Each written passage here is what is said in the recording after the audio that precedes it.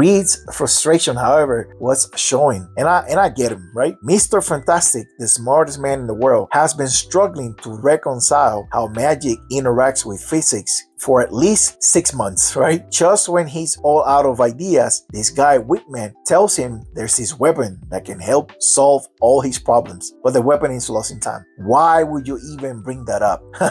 What Reed needed was some way to understand magic and how it works, but Whitman was like, oh dude, that's super easy, barely an inconvenience. He wrote a formula, or rather an equation, on a piece of paper and handed it over. Reed took one look at the note and said, this is garbage, gibberish. You could tell he was starting to question Whitman's sanity. The Black Knight would not be discouraged from helping his friends, so he decided to show them instead of telling them. And using some green magic, hint hint, he time traveled with the couple to 1915, specifically to the front lines of World War I. But there was a catch. They didn't physically travel back to the past with the Black Knight. Instead, their consciousness came back in time and took possession of the bodies of people who were actually alive and present at this time and place. Why? What was the reason? Well, the faded blade, of course. Whitman had it on good authority that the blade could be recovered here and